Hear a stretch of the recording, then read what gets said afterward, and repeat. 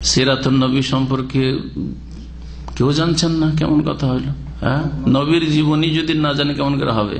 কমপক্ষে যুদ্ধগুলো, বছর ওয়াইজ কোন কোন বছরে যুদ্ধগুলি হয়েছে এগুলো একজন মুসলিমকে জানতে হবে। সংক্ষেপে নবী সাল্লাল্লাহু আলাইহি ওয়াসাল্লাম হিজরত করে আসলেন, ভালো করে ধারাবাহিক একটু মনে রাখবেন।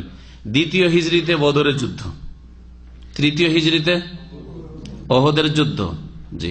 চতুর্থ যুদ্ধে ওহদে এরা ক্ষয়ক্ষতি করে গেল কাফেররা, আর বলল যে ওহদে তো আমরা ক্ষয়ক্ষতি করতে পারলাম, কিন্তু বদরে যেহেতু আমাদের নেতারা মারা গেছে, বদরে আবার বদলা নেব, এসো তোমাদের সাথে লড়াই বদর হবে। এই জন্য আর এক বদরের আর এক বদরের কথা চতুর্থ হিজরিতে, কিন্তু এই যুদ্ধ সংগঠিত হয়নি। তারপরে পঞ্চম হিজরিতে খন্দক হয়, খন্দকের যুদ্ধ হয়। ষষ্ঠ হিজরিতে হুদাইবিয়া সন্ধি, মক্কা নবী সাল্লাল্লাহু আলাইহি ওয়াসাল্লাম উমরা করার জন্য সাহাবায়ে কেরামকে ঢুকতে দিলেন, নবীকে ঢুকতে দিলেন না। এই বছর ফিরে চুক্তি করে ফিরে চলে আসলেন, আগামী বছর এসে তুমি উমরা করে যাও।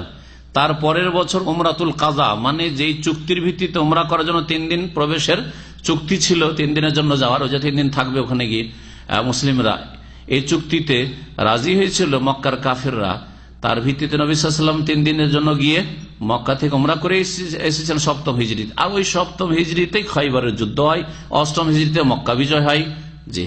নবম আর অষ্টম হিজরির শেষ দিকে শাওয়াল মাসে হুনাইনের যুদ্ধ হয়, আর তারপরে নবম হিজরিতে তবুকের যুদ্ধ হয়, নবম হিজরিতে তবুকের সফর হয় নবী করিম সাল্লাল্লাহু আলাইহি ওয়াসাল্লাম। দশম হিজরিতে আর নবম হিজরিতে আবু বকর সিদ্দিক রাদিয়াল্লাহু তাআলা জিলহজ মাসে হজ হয়, আর সেখান থেকে মুশরিকদেরকে বারণ করা হয় যে এরপর আর কোন মুশরিক যেন না আসে, আর উলঙ্গ যেন কেউ এসে মক্কার কাবা ঘরে তওয়াফ না করে।